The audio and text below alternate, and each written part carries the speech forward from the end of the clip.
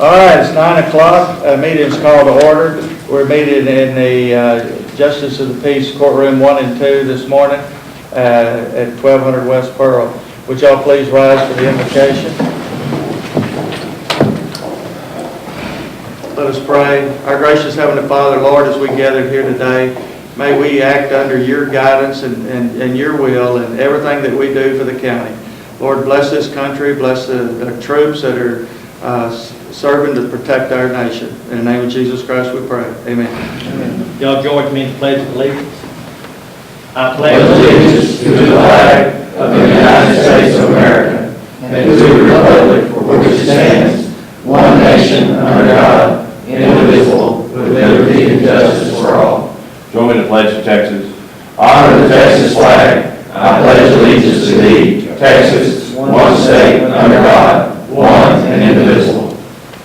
Thank you. Special presentations. Bob, you got any this morning? All right, very good. Does any citizen wish to make any comments about any agenda item? If so, would they please get a form from the sheriff?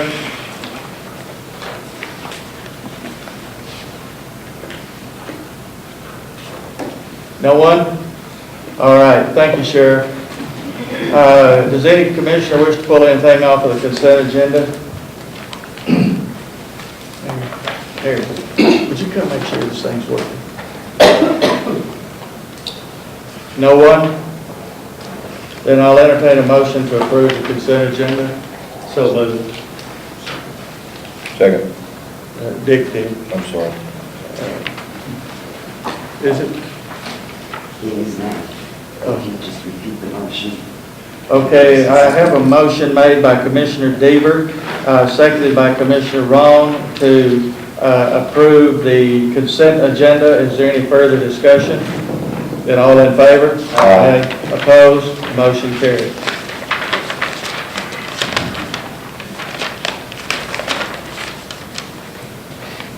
Okay, the next item on the agenda is, by the way, just as a point of discussion, item E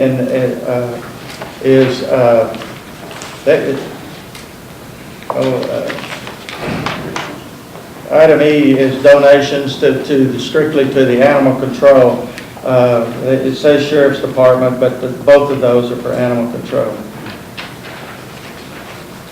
All right, the next item is business to discuss road subdivision, roads and plats.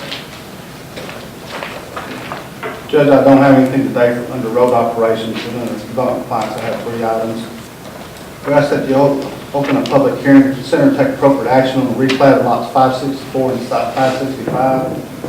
What this entails is the combining of lots 564 and 565, creating a 7/10 of a lot called 564R. Property is located in the Water Quality District in Precinct 2. The General Manager of the PPOA has acknowledged with no objections to this replat.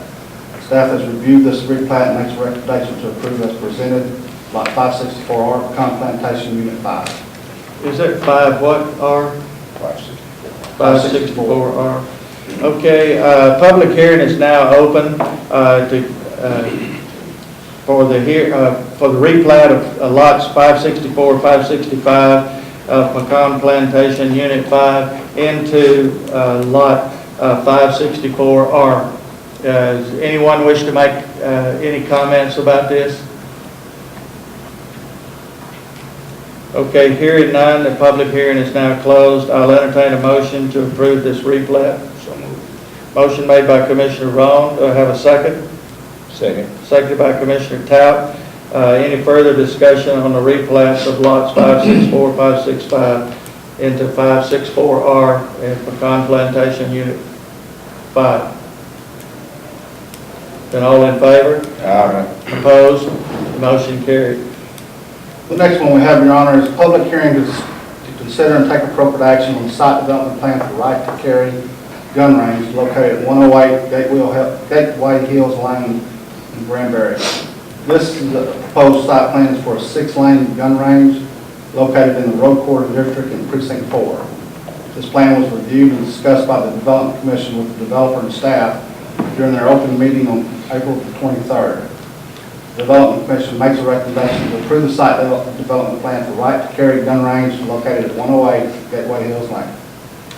All right, a public hearing is now called to hear any objections, pro or anyone that's in favor of this right to carry gun range at 108 Gateway Hills Lane, Granbury, Texas, in Precinct 4. Anyone wish to make any comments about this? No one? Well, then the public hearing is now closed. I'll entertain a motion to approve this. So moved. Motion made by Commissioner Berry, seconded by? Seconded by Commissioner Deaver. So the motion made by Commissioner Berry was to approve the development of the right to carry gun range at 108 Gateway Hills Lane, Granbury, Texas, in Precinct 4. Any further discussion? And all in favor? Aye. Opposed? Motion carried. Judge, the last one we have is one that was tabled April 22nd, the last court that we had. It's to take appropriate action on a variance request of 5.4.B, .3.B. What this was, to refresh the court, it was the requester had a client that proposed to convert the abandoned restaurant at 745 Blue Bonnet Drive into residential apartments. The property is located within the Water Quality District in Precinct 1. The variance requested to develop the regulations, this particular regulation prohibits multifamily dwellings within the Water Quality District without being served by public water and sewer. I'd like to hear from Environmental Health about this. James? Judge, Commissioners, the property itself right now is, if you chose to grant the variance, the septic system in place, contrary to what Mrs. Blackett said, could only accommodate 7 units. I understand she was asking for a whole lot more from the court. That's just based on the size of the disposal area that's currently installed. If you granted the variance and allowed that, you're looking at granting additional variances both to, say, the rural district or the road corridor district. I'll answer any questions beyond that. The person that issues the permits for that particular structure, it's not something that I would recommend. Well, the deal is, James, there's a lot of difference between residential and commercial. Correct. It is. And you get a lot of people in them houses, the septic system cannot take care of all that, the ground will be saturated, right? That's correct. Okay. There's to elaborate a little bit further, there's a BOD consideration, or biological oxygen demand, biochemical oxygen demand that I have to consider with respect to the difference in or changes from commercial to residential. So it is your recommendation that this action not be approved? That's correct. Or does any other commissioner have any questions for Mr. McCausland? I have one for Don. We deny this since we did discuss this at the Development Commission last month. Yes. We talked about the 1 mile in the Water Quality District versus the half mile, and we're starting to look at that. If we deny this, can anyone ever bring this back? Or, I mean, this won't kill it forever. Somebody could always come back with it. Or is that true? Yes, that's true. We're, matter of fact, the Development Commission and staff is researching now to see if we can lower that down to a half a mile or 3/4 of a mile. I'm not saying we will. I'm just. No. But I mean, if we do that, anybody that ever bought this property in future or a piece of property that's been denied can always come back. Is that not correct? Yes, sir. Yes, sir. That's fine. Thank you. All right, I'll entertain a motion to either approve or disapprove this request for section 5.4.B.3.B for the development permit for regulation on 745 Blue Bonnet Drive, Granbury, Texas. I'd like to make a motion not to grant the variance. I have a motion made by Commissioner Deaver and seconded by Commissioner Berry to deny this variance request. Is there any further discussion by any commissioner? Then all in favor? Aye. Opposed? Motion carried. Thank you, Judge. Thank you, sir. Budget and finance. Consider budget line item amendments. Good morning, Judge and Commissioners. There's one requested budget amendment this morning for $176 for the county attorney to move money from the telephone line into dues and subscriptions. She's $176 short on that budget, covering the dues for the added attorney. We would request your approval of that budget amendment. So moved. Motion made by Commissioner Berry, seconded by Commissioner Roan. Any further discussion? And all in favor? Aye. Opposed? The motion carried. Consider payment of bills. Judge and Commissioners, the total of these bills for your consideration this morning comes to $686,136.89. The larger items in there, there's a payment for $80,004.76 to Tyler Technologies, and that is to wrap up all the business of converting to the Tyler Encode accounting, purchasing payroll system, also the personnel management system. And then to Charter Communications, $10,254.20 for data processing and handling services. To U.S. National Bank Association, this is on the Voyager Fleet Card for credit card purchases of fuel, $53,432.18. To DACO Fire Equipment, $27,570 for the purchase of SCBA models that the Fire Marshal has received. To Vulcan Construction Materials, $31,287.32 for road operation material. And then to Modern Contractors Incorporated, $203,513.75. This represents the first progress billing on construction of the animal control facility. To the City of Granbury, $34,057.51 for utilities. To Benny Keith Company, $19,838.75 for jail groceries. To election systems and software, $8,387.88 for election services. And to Dell Marketing Equipment, $21,220.48 for various computers and peripheral devices. Those are the bills. We have provided payment warrants for each one, and we'll request your approval to pay them. All right, you've heard the auditor describe the bills that we're paying today. I'll entertain a motion to approve payment of the bills. So moved. Motion made by Commissioner Tout, seconded by Commissioner Roan. Any further discussion? And all in favor? Aye. Motion carried. Thank you. Thank you. Discuss county clerk's decision to discontinue collecting of the archival fees.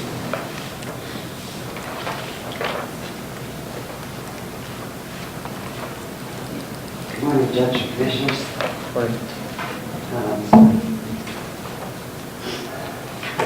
I sent you all my reasonings for wanting to stop the archival fees.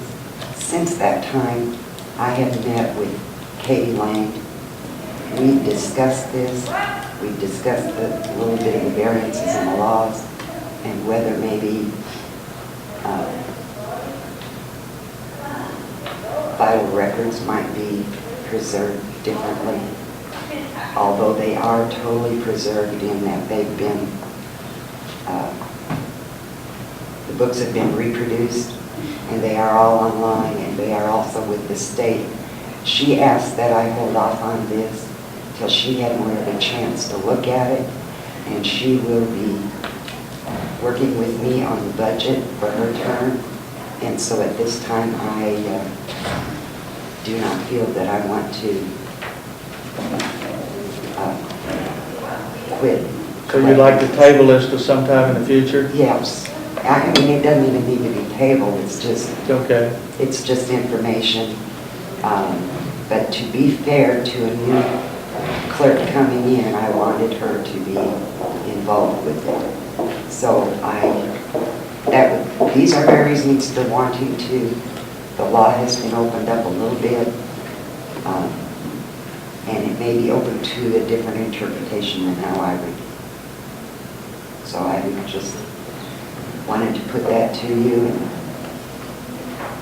Well, since it's on here, I want to ask for a motion to approve it. How about just ask for a motion to remove it back from the agenda? Okay. I'd make a motion that after the report was read and discussed by the county clerk, and after she's conferred with the county clerk-elect, that we remove this item from the agenda. Okay. Motion made by Commissioner Berry, second by Commissioner Rowan to remove this item. Any further discussion? You think that'll get it, Mary? I mean, for your Yes, sir. benefit? I do. Okay. All in favor? Aye. Opposed? Okay, motion carried. Consider and take appropriate action regarding request from sheriff, request for approval to hire experienced deputy at patrol level 5. Judge, Commissioners, come before you today to request, per the policy, if I'd like to hire an experienced deputy, that he's actually got 27 years' experience in law enforcement, and most all of it's been in patrol. He's actually a sergeant in the patrol division right now, and so I'd like to bring him in, be able to hire him at the starting deputy pay is $36,000. The deputy step 5 is where I'd like to bring him in, and that's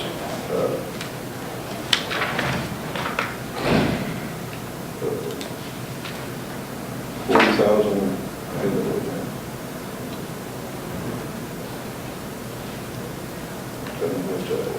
40,000, just under 40,000 and a half. I'm sorry, I didn't bring that number. So I need to come before you today to ask for that approval on that. On this new policy we got, Roger, this guy's very qualified in this step. You might elaborate on that a little bit. Well, he started his career in law enforcement at Hood County as a jailer and a deputy in the late 80s as a deputy for Hood County, and then went to the city of Granbury. And so he has put in more than enough time in the city to retire. And so that's his plan if I get this approved, to retire from the city of Granbury and come to work for us. So all you're asking us to do is just the new policy that if you have an employee that's eligible to move into step 5 is what you're wanting to do. Correct. Yeah, that's Do you have money in your budget? Yes, and I was prepared to talk about all of that too, so, because of the other two items I have on the agenda.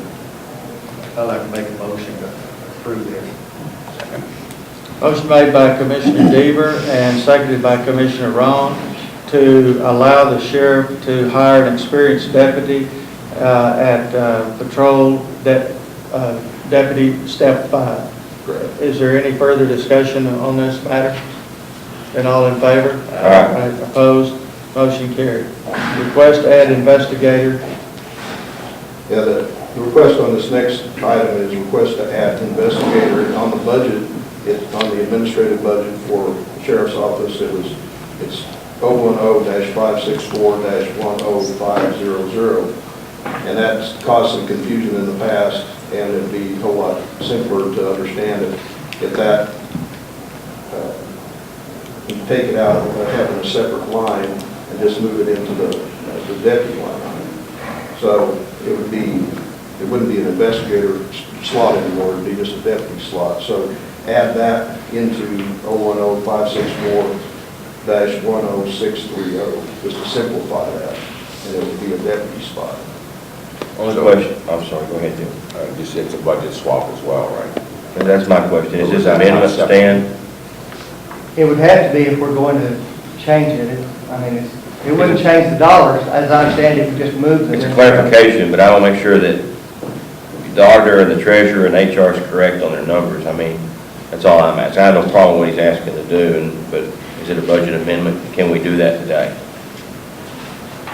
Yes, the budget can be amended by changing at the court's It's a discretion. dollar swap. We'll have to change the pay codes in payroll to make sure that they don't hit that old line anymore. They go over and they hit the deputy line. But it's still not adding any dollars. Correct. It's not adding, it's just moving it all under one to simplify things. There were some questions that came up last fall after Captain East retired, so I just trying to simplify that. So. Okay, I'll entertain a motion made by the sheriff to add an investigator that's currently in 010-5640-10550 into deputies line item, which is 010-5640-10630. So in other words, you're losing investigator and making up deputy, right? Correct. Okay. So let me, Yeah, swap. I'll make the motion to approve. Motion made by Commissioner Roan. Have a second? Second. Seconded by Commissioner Deaver. Any further discussion? All in favor? Aye. Opposed? Motion carried. Request to fill deputy spot vacated by Jerry East when he retired. Yeah, like he retired last fall, there was some questions over that investigator spot, which now Ty Vermilla has resigned and left, and I lost Robert Moon. He was a regular deputy. He's resigned and moved. He went up to Parker County and worked as a deputy up there because he got to take home a car and a little extra money. So with Robert Moon and Ty Vermilla, with them vacating those spots, and I've got 2 openings there, and then we never did anything with the one from when Captain East was in there. We pay out about $65,875.50 per pay period is the way it's going with the people I've got on staff now and out of the deputy line. And we've got approximately 10 pay periods left, so that'd be $658,735. Actually, in the budget right now to finish out the year, I've got $784,189.85. So about $125,000 left in there. With the deputy step 5, that would start that person at a pay rate of $1,558.40 per pay period, or $15,584 for the rest of the year to finish out the year. And then the 2 other positions for starting deputies, $1,384.60. Times 10 be $13,846. Times 2 deputies, that totals up to $43,276.40. So I'm way short of the $125,000. So with other raises that would be coming up possibly, and I didn't research that totally, but I know it's going to be well under the $125,000 that I have in the budget now. So it won't be adding anything to the budget, won't be coming close to tapping out that budget. So I'd like to be able to ask that I hire that 3rd spot. Sheriff, why is this? I mean, isn't this just the normal filling of an open position? Well, there was the questions that were raised about whether it was a full-time spot or not a full-time spot, and Captain East vacated the one back in the fall, so I never did hire that. Brought Ty Vermilla in, and then he was in that spot as an investigator, and that kind of muddied up the water, so that's why I wanted to bring it all back in with that previous 2 number B, bring it all back in under the deputy payroll deal, so there wouldn't be any confusion about what was what, and they're all making all full-time positions, and just be able to fill the staff again. So it also simplifies your budgeting for next year. Simplifies the budgeting for next year and fills the position. Okay, I'll entertain a motion to let the sheriff fill the deputy spot vacated when Jerry East retired last fall. So Motion made by Commissioner Rowan. Do I have a second? I'll second. Ma'am, I've got one question before we vote. On that, you're not filling an investigator spot, you're filling a deputy, because the investigator has been converted. So really, you're just filling that Jerry's empty spot that's been converted to deputy. Is that correct? We've had a series of promotions with Steve Smith went to. You didn't lose any spots, everybody moved up the ladder when I was asked. everybody moved Yeah. up. Okay.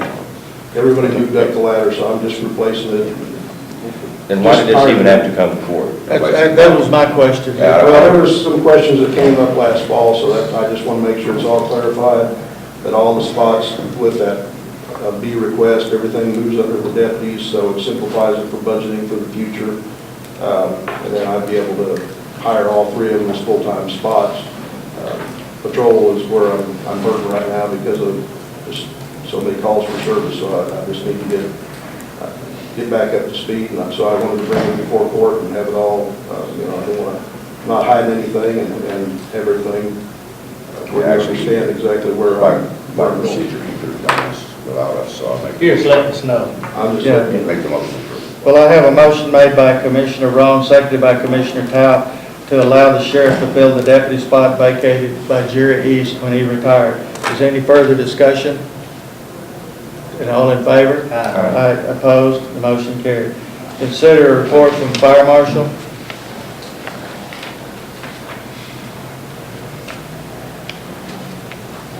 Judge, Commissioner, this is a follow-up from my report 2 weeks ago. As of yesterday's numbers, the KVDR drought index average was at 325. A 14-day forecast of that average is now 433 for Hood County. In comparison to the report from April 22nd, the average on that date was 167 compared to 325 now. That's almost double, a 158-point increase. The average from the last quarter was 245, which is now 433, another 188% or point increase. As of yesterday, the Texas Forest Service indicated their daily fire danger map, which is included in your packet, that Hood County is a high fire danger. This map is also indicating that most of Palo Pinto County and portions of Erath County are in a very high fire danger. Several counties to our west, including Palo Pinto, Erath, and Somerville, are now in burn bans. The rain that was expected that I reported in the last report 2 weeks ago did not materialize as predicted for this area. Currently, rain is predicted for today and through this week. And the short-term forecast from the National Weather Service indicates today that the bulk of this rain is going to be north of I-20 and west of I-35. So while we are getting some rain today, we're not getting the bulk of what we might need. I believe the problem facing our fire prevention and suppression efforts are the constant winds that we've been having. Combined with this trend of drier conditions, this makes firefighting and the threat to the community more dangerous. As an example, 2 recent calls during this last week. We had one on May 7th on Kelly Drive. This was a small grass fire that was extinguished quickly by persons on scene. This was believed to be caused by a discarded cigarette. This was in a manicured lawn area. It wasn't like in the along the side of the road where we have higher grasses and heavier fuel loads. Also, yesterday we had another controlled burn on Pawnee Trail in the Indian Harbor area. This was extinguished also by the homeowner, but due to the winds, it was able to move and damage the house. Minor damage, it did not burn the house down. There was minor damage to it. Basically, I just wanted to make y'all aware of the trends that are going on. They are increasing, and they're increasing more than what they predicted 2 weeks ago. Okay, anybody have any questions for the Fire Marshal? What, obviously, the wind's the biggest issue, what do you think? Yes, sir. That with the increased fuel load. So I think you this recommending- thing needs to be on the agenda for every court, just in case. Well, are you recommending we do it? I think it's something that needs to definitely be considered, and should we don't get the rains that are predicted throughout this week, that maybe later, if we get them, I think we'll be okay, but if we don't get them, it might be something to be considered to either bring to the judge for declaration at that time until the next court can be heard, or as Commissioner Deaver suggested, I continue to bring this to the court so you'll be aware of the numbers on a regular basis. Could we not create a policy? No. That says that when. It's state law. It's a state law, it's the dangerous law you've ever seen, Jeff. Yeah, it's a Because dumb law. they at least changed it now where it used to take the court taking it off, but now the judge or his designee, which would be the fire marshal, can remove it. We were getting rains on a Friday night, and then Saturday and Sunday had 3 inches of rain, and by Monday, you'd set the court for 72 hours and meet on Thursday, it's dry and hot again. So they changed that part, but you can't put them on and off. Not knowing what's gonna happen tonight. I mean, Correct. You've been in our building a lot last week, the winds are high. It's not so much, I don't think it's the index levels as the wind. Yes, I believe so. Well, I'm a phone call away, so we can do that at any time. And that's why I want to suggest, just to make sure that you're aware of the situation and keep you updated with it. If we don't get rain today or tomorrow, I think, and the Hood County News here, they always put something out, but it's coming if we don't get rain. And they have been assistants to me when Yes. I've been notifying them to request that on red flag days that people not burn. They have been publishing that, helping me on that. I notice most counties to the south and west are already on burn ban. Yes, sir. I know that it's on the agenda at Parker County today, and it was on Johnson County's tomorrow. So, to discuss, like we're doing right now. Yes, sir. It's just a matter of keeping everybody appraised of where it is, so when a decision has to be made, it can be done. And that was the purpose of this report, sir. So then at this point, I'll just make a motion, we accept the report and table his request. All right, we have a motion made by Commissioner Berry, seconded by Commissioner Roan to accept the fire marshal's report on the fire conditions in Hood County. Any further discussion? Then all in favor? Opposed? Motion carried. Thank you.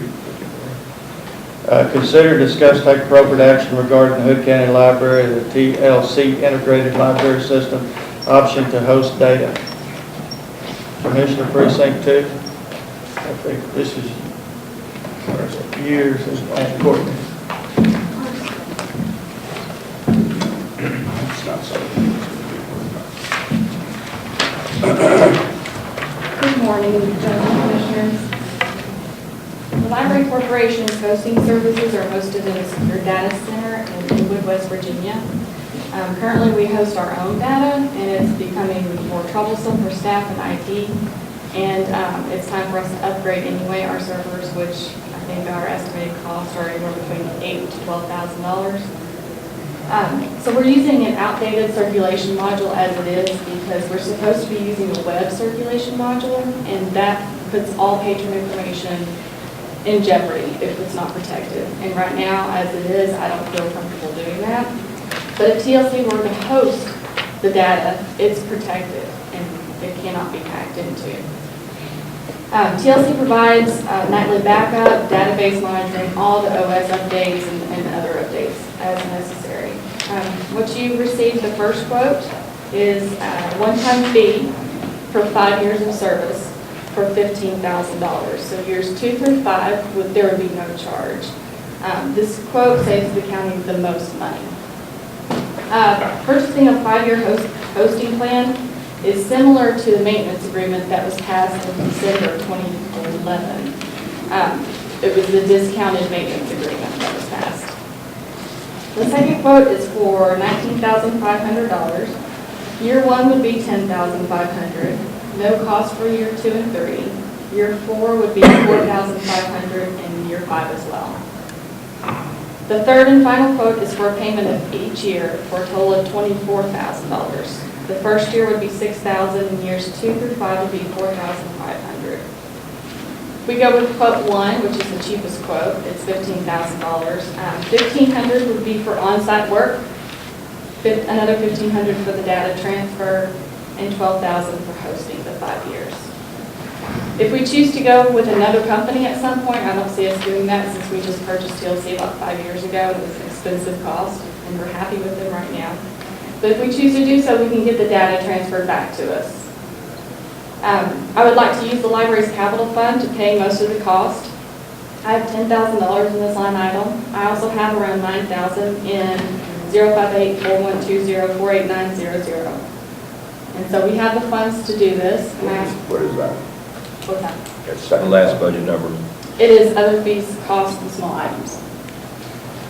So I ask for approval for this 5-year hosting agreement and to use the capital money to do this. Which quote do you want to go with? I'd like to go with quote 1. Can we do that legally? I ask, Purchasing. we can? Yeah. Is it state contract, I guess the question, or is that a state contracted item? No. It's a sole source. Sole source, okay. We already have TLC is, it's its own server and everything else, so that'll be its own source. Well, this doesn't violate our committed future courts. Not that I'm aware of. No, because it would make no sense to have someone else other than who we have, TLC, host this data. I know, but It's not even smart, let alone safe. If I may, Your Honor, there are a couple of considerations, and we have a couple of options. You mentioned committing future courts. I believe the issue is that it is not lawful for a county government to create future debt that goes beyond the And this is current not fiscal future year debt. without permission in writing from the Attorney General. This is not creating future debt because you'll be paying for something. However, depending on how we treat the accounting, it does call into question some contractual issues. For example, with the software as a service that we have from Tyler Software, there's a clause in that allows the court to opt out of that contract if the court in the future declines to appropriate budget for that year, for that item. So that's always a presumption. Now, the options aren't good if the court does that in the future, but it is something to be considered. The other alternative would be, since this is an asset that would serve more than 5 years, or at least 5 years, we could regard it as the purchase of capital asset, in which case we would set it up at the purchase price and then take depreciation, as it were, over time. I think that's what it should be, because it is indeed an asset to the libraries from the standpoint of maintaining the safety of, not only completion, but the safety of records over time as compared to what they have now. Yes, Commissioner, and I think the other possibility would be to go ahead and make the payment, set it up on the balance sheet as a prepaid item that, you know, we're paying in advance, and then also set up the extra payment that does not represent this year's payment as a contra or an offsetting entry, and then just make balance sheet entries as those things amortize over time. We've got some options. I don't think we're creating a debt or an obligation for a future court. You don't see any GASB problems? Not insurmountable. I mean, our auditors may ask, you know, why'd you do it this way? But the accounting treatment is separate and apart from the legal commitment. Now, what privileged information do you keep that you have to secure? And I do want to make certain everyone understands, the public especially, that their information is protected as of right now. We just can't use the updated version for check-in, check-out. What information is protected? Names, phone numbers, date of birth, addresses, driver's license numbers. Many years ago, before I was there, they used to put in social security numbers in accounts, and we've been deleting those. But just information like that. And if they give the patron library card number and their PIN is something easy, like the last 4 digits of something, they can hack into their account. We've had that happen before. So have other libraries. Pardon me? So have other libraries. I'm sure. I'd like to ask Jackie a question. Yes, sir. I'd like your input on this. I mean, and I'd also like to know if you're able, I mean, what's going to take for your staff to do this, because we're in the middle of Encode and Odyssey and coming into budget season, so I just want to know if you, I have no problem what she wants to do, but how are you going to handle it? Well, this project is in that terms of scale, is a smaller project, and since it's actually moving to a hosted facility, the primary function that we would have is assisting them with the data transfer, making sure that they get that done, and then making sure that Courtney's systems in-house are working properly with that hosted system. I think it's minimal impact on our side from our position. I think for the library, it's my position that for the library, this is a good move for what they do. For the service that they provide, I think it's the right track. Libraries had systems in their own area they've had for since the TLC system was put in and installed. But those systems are at a point where we've been running out of space on them, and we've been trying to work with little things trying to keep them up and going until this day came whenever it was time to upgrade. And that time has come. As of last week, we were over and trying to work on one of the systems. So this really kind of comes together at the right time from our standpoint. So why do you have it networked with a system where it's vulnerable? I mean, why does It's not vulnerable right now, but we need to use the updated version of circulation, and we've held off on doing that because we might be vulnerable. So we're using older modules to check in and check out patrons. But now that doesn't have to be connected to the internet at all. That doesn't. So But what using web does? circulation would. The what? Using web circulation would, and we've got a phone tree server that makes calls for patrons to pick up their items. We have a data server and a web server. But that's not what we're considering today. I could address part of that with Courtney, is that the library system has several moving parts. One of those is the internal circulation for all the books and items that are inside of the library. One of those is the telephone notification system that, will contact people whenever something has been reserved is there. And also they have their web circulation module now that's come out that allows people to reserve books, check in, check out from the internet-based side, as well as the public PC access system. So there, you can see that there's several pieces that all tie together to help the library function and keep that tied to one user, which is the reason that as things progress, if you move, it's kind of like you move other things forward, you've got to bring the other one up so that it will all kind of sync up and match. And I think that this has been the same version that Courtney has had for several years now. So they're really a couple of versions behind on this. And so it's really time to make that, you kind of got to leapfrog up and catch back up. So this hosted solution, just from our standpoint, it makes a lot of sense. It takes some of that off of Courtney's daily tasks, that she doesn't have to try to worry about the systems being in there in that closet and trying to take care of that and keep that up to date. That's done and it's taken care of. I mean, isn't that your job? It is, and we don't mind doing that, Commissioner, at all. I mean, that's an option, but also it's our job to make sure that if there's systems like this that are hosted that are becoming more and more commonplace today, that's a hosted solution, because it is, it's a well-known fact that these data centers that host this information have a lot higher levels of security than what even Hood County can provide. So there's a lot more levels of access security from a physical standpoint and from an internet standpoint that Hood County even has in place. So you're saying Hood County is vulnerable? No, sir. I'm not.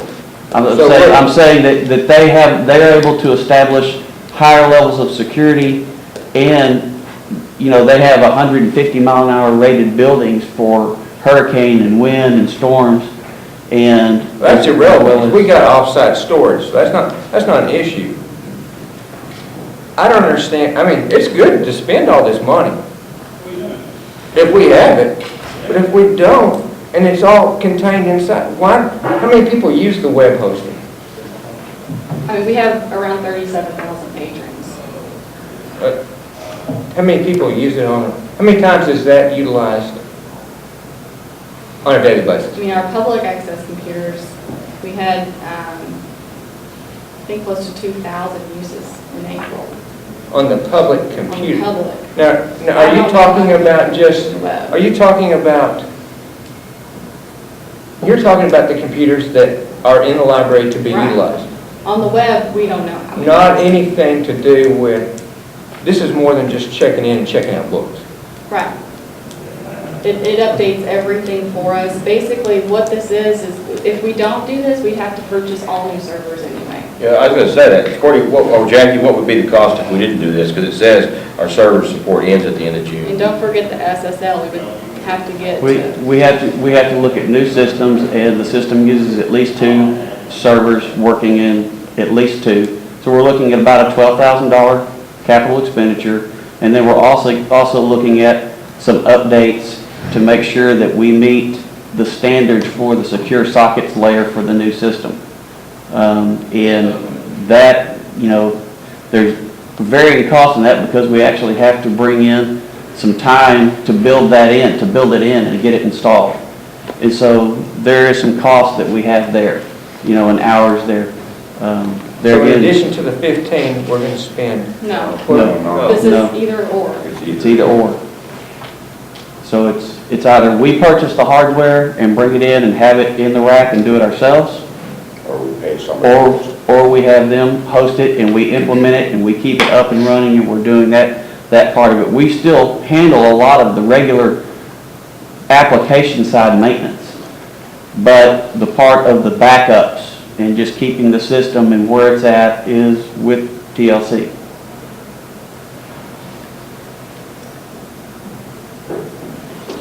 So I'll entertain a motion. I'd make a motion that we approve. Motion made by Commissioner Roan. Do I have a second? You have the money in your budget. I do. Yes, Yes, sir. Second. Seconded by Commissioner Berry. The motion is to consider regarding the county library TLC integrated system, the option one, which is to a $15,000 one-time fee cost for a period of 5 years for this hosting. Is there any further discussion on this item? Just so I'm clear though, Jackie, this will be on board and operational before the end of June, before we have to have the net data Tyler debacle, correct? Before we have the overlapping, correct? Yes, sir. Okay. This can be done in a weekend, they Okay. said. Now, the time value of money, I mean, you're only looking at a difference of about $1,000 from quote one, quote two. And that's amortizing at 6%. Do you prefer one over two? I prefer one over two. You prefer one, okay. It takes care of everything for 5 years. and it's Okay. cheaper. You're not worried about them defaulting and then we're stuck with this? No, not at all. Okay. We've been with them for 5 years now. They've been Okay. fantastic. Okay. Route 3 is nearly twice as much. I mean, that's the cheapest route to go. All right, any further discussion? Then all in favor? Aye. Motion carried. Thank you very much, Kevin. The last item is to convene into executive session to discuss matters on the Rider Aid contract. What we have discovered is that there's a lot of things that, this is a grant that came from TCEQ, and meetings with TCEQ, they agreed with all of the things that would allow us to do, but now we're finding that many of these items are in conflict with the local government code. So I would entertain a motion to table this. What we're trying to do is to move this to the city, and if a grant cannot be transferred to the city, then what we would do is just send the money back. So I'll entertain a motion to table this. So moved. Motion made by Commissioner Roan. Do I have a second? Second. Seconded by Commissioner Platt. Any further discussion? All in favor? Aye. Opposed? Motion carried. We are now adjourned. It is 10:47.